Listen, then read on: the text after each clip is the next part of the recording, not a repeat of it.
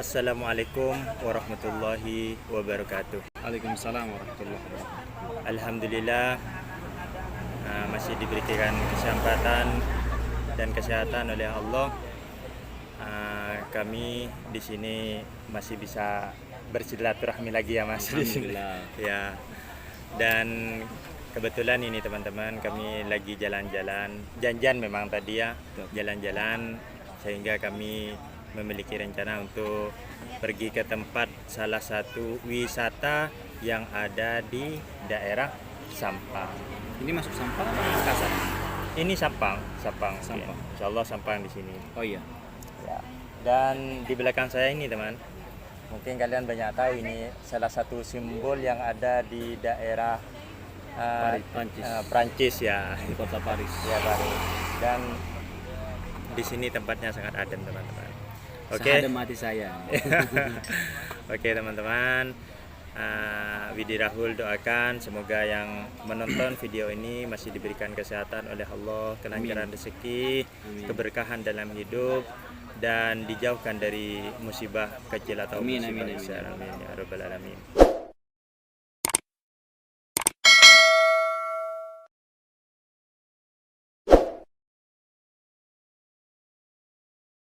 Pada kesempatan kali ini saya memang pengen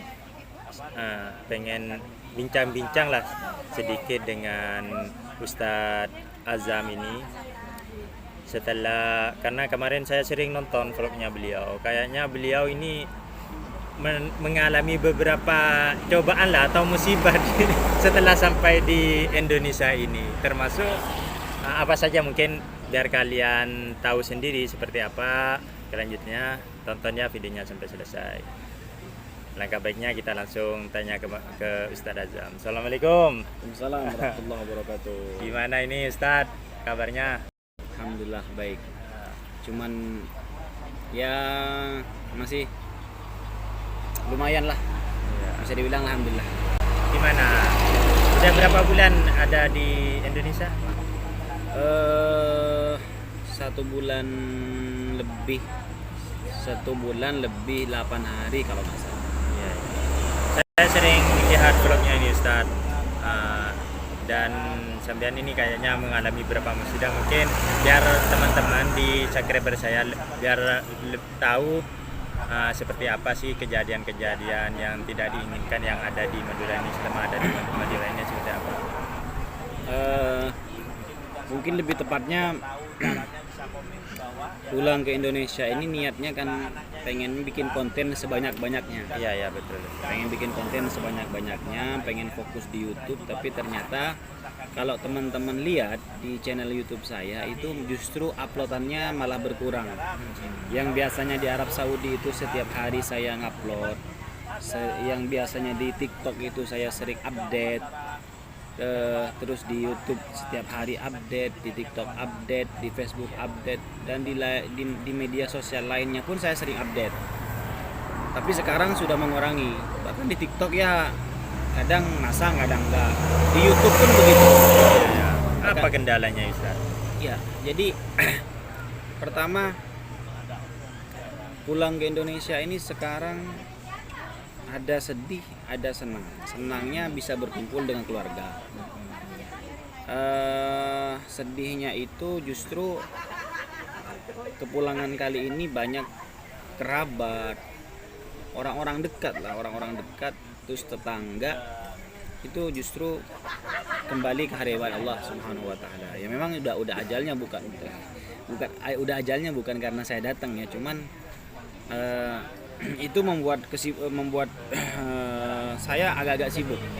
Jadi musibahnya ada yang kemarin yang paling ini kerabat saya, dan itu sudah seperti saudara banget karena kerabat dekat dan sering main ke rumah. Itu teman dari kecil juga meninggal dunia. Seumuran ya Ustaz? Seumuran. Bahkan di beliau itu sering datang ke rumah. Bahkan kalau seandainya saya tahu kalau dia ini mau meninggal, jadi mungkin saya setiap hari suruh datangin ke rumahnya gitu ya. Cuman namanya juga ajal, nggak ada yang tahu. Tiba-tiba dia meninggal dunia. dan itu membuat saya agak-agak terpukul dan sedikit mengganggu juga aktivitas di media sosial saya gitu. Karena akrab banget itu. Iya, ya lain-lain lagi sekarang di Indonesia ini lagi banyak penyakit ya. Jadi tetangga, saudara itu pada sakit dan pada meninggal dunia. Tercatat ketika saya pulang ini yang kerabat-kerabat saja sudah 7. Corona atau gimana itu? Enggak. Penyakit Ya, biasa. ada ya? yang penyakit karena tua, ada yang katanya sih kena santet lah dan lain-lain. Yang ya namanya juga ajal lah begitu. Cuman itu membuat saya ketika di sini kan ada istilahnya orang Madura tuh kan ketika ada orang sakit kita datang Betul. dianterin. Kalaupun dia ngamar di rumah sakit kita datang juga ke rumah sakitnya. Ya saya sih bolak-balik gitu aja. Karena di rumah kan ada mobil, jadi dipakai terus mobilnya otomatis saya juga kan harus ikut juga. Jadi itu mengganggu aktivitas, mengganggu banget aktivitas di media sosial. Jadi saya sering telat update, bikin kontennya kadang kecapean. Jadi kalau melihat dari segi dukanya, karena banyak teman karib termasuk keluarga itu karena meninggal tanpa disangka-sangka mungkin ya. Bener. Bahkan kemarin pun meninggalnya itu berurutan. Jadi belum selesai 7 harinya itu sudah meninggal lagi. Belum selesai lagi meninggal. Kayak gitu. Bahkan kemarin baru selesai 7 harinya kirain ada yang mau nyusul kirain itu orang-orang paling dekat saya yang ngajarin saya semuanya, bahkan yang memberangkatkan saya ke Arab Saudi itu sudah ada di ICU, sudah masuk rumah sakit dan itu saya sempat ngedrop banget, masa iya ini susulan lagi gitu. Kayak gitu. Tapi alhamdulillah beliau kemarin sudah pulang ke rumah dan sudah mendingan. Ya, semoga yang sakit kemarin cepat dikasih kesembuhan oleh Amin, Allah amin. dan keluarga-keluarga yang masih hidup masih tetap dikasih kesehatan oleh Amin Allah. amin. Terus selanjutnya ini Ustaz Azam, apa sih kegiatan selama ada di Madura ini selama 1,5 bulan ini? Apakah ada aktivitas baru atau gimana ini? Itu apa mau pengen buka usaha atau gimana rencananya? Kalau kita yang sudah lama di negeri rantau justru malah kita bingung kalau nyampe kampung halaman. Bingungnya kita nggak tahu pengalaman apa yang sekarang lagi diminati oleh masyarakat, sehingga kita nggak tahu mau buka usaha apa nih gitu. Walaupun modal mungkin ada, tapi untuk pengalaman apa yang akan kita buka usahanya itu kita masih bingung karena kita beku kalau kelamaan di Indonesia, di Arab juga gitu. Iya betul. Makanya teman-teman kadang banyak yang ada di Arab Saudi pulang-pulangnya bingung juga mau kerja apa, padahal mereka modal ada, cuman bingung aja mau kerja apa gitu.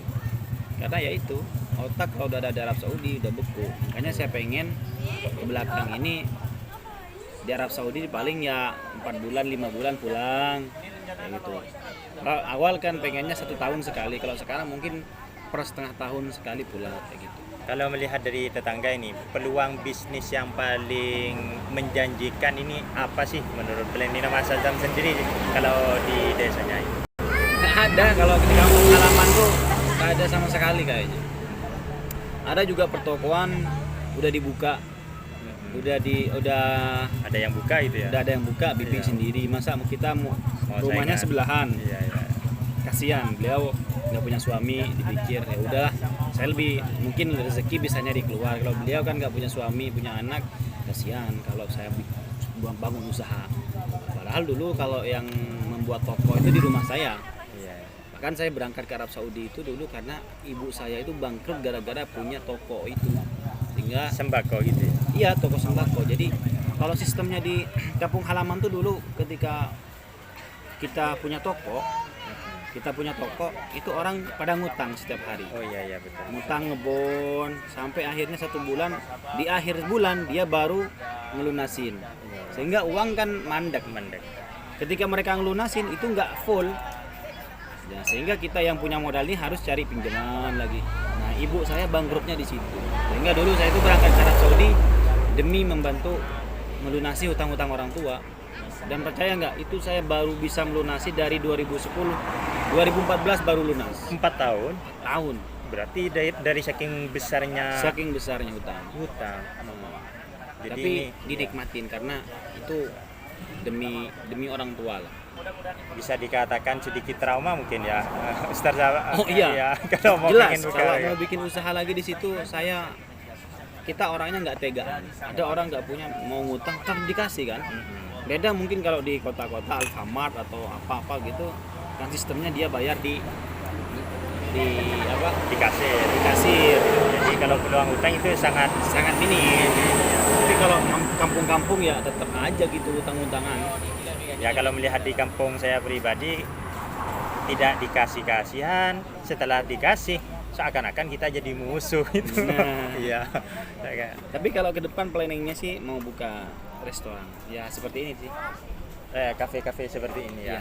Rencananya di desa sendiri atau mau Ada di luar. Karena kita alhamdulillah pulang sebelumnya itu ada tanah yang dulu digadein sama almarhum orang tua saya dan itu sudah ditebus dan insya Allah itu ada di pinggir jalan strategis sih. Cuman sekarang tinggal modalnya saja dan konsepnya aja kita masih mikir konsepnya itu seperti apa nanti gitu. Konsep ininya restorannya seperti apa. Tapi untuk sementara ini gimana planningnya? Apakah pengen berangkat lagi atau gimana ini? Sementara masih nikmatin kebersamaan bersama anak, ibu, istri, keluarga karena lama mereka ditinggalin, rindu sosok seorang ayah mungkin gitu ya. Jadi sering kalau ada laki-laki dulu kalau belum ada saya dikejar-kejar, dikira bapaknya. Jadi kalau sekarang saya bawa terus kemanapun saya pergi saya bawa. Bahkan ketika saya keluar nggak bawa mereka kepikiran. Nah, ini teman-teman, ada ini dek sini dek Sini. sini man. Iya, ini penerusnya Ustaz Sabar Azam ini. Ini Gimana? ini lahiran Mekah juga nih. Mekah ya. Mekah. Siapa namanya ini Ustaz? Ini Muhammad Fahri Al-Maliki. Apa itu artinya itu? Iya, kalau Muhammad ya Muhammad apa sih Muhammad ya ngambil dari Nabi Muhammad. Nabi Muhammad Al-Maliki. Kalau Fahri karena dulu saya itu lagi musim-musim Pilpres itu kan ada Fahri Hamzah. Iya, Jadi betul. dia lantang bersuara, saya pengennya dia ini lantang berani bersuara untuk kebenaran gitu. Dan Iya. akhirnya bener dia ini paling keras, jadi pemberani banget. Kalau Iya. kakaknya Dan ini Fahmi itu Muhammad Fahmi Al-Maliki memang sengaja buat ini. Apa ya dulu waktu lahir pengen menggantikan, saya bilang kalau bisa bapak saya kan pendakwah, Iya, iya. dai. Jadi bapak itu almarhum bapak menunjuk saya buat penggantinya dia sebagai dai, tapi saya nggak mampu kayaknya karena ya itu tadi faktor dari orang tua ibu udah banyak hutang.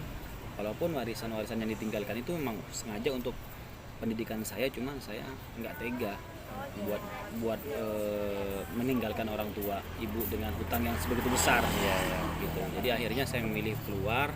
Saya berpikiran mungkin anak saya sajalah nanti. Nah akhirnya yang pertama itu Muhammad Fahmi. Kayaknya punya potensi gitu ya. Nah, Ya. memang kayaknya dia potensinya besar untuk jadi ini karena dia itu kalau untuk ngaji senang banget. Iya. Untuk Karena ngaji. saya sering lihat vlognya Ustadz Azam ini, teman-teman sering ngajak buah hatinya ini ke tempat-tempat masjid. Nah. Dan beliau juga sering mengantarkan gitu Iya. ya, Pak. Oke teman-teman, ini vlog singkat saya dengan Ustadz Azam melihat keadaan terkini selama Ustadz Azam ini ada di Madura. Ya, jadi mungkin permintaan maaf juga buat para follower, para subscriber kalau saya jarang memberikan informasi, jarang memberikan update-updatean terbaru seputar Saudi Arabia ataupun seputar TKI karena isi vlog saya kan dulu seputar Saudi Arabia. Iya. Jadi banyak teman-teman kita yang bertanya kemana updateannya nggak ada.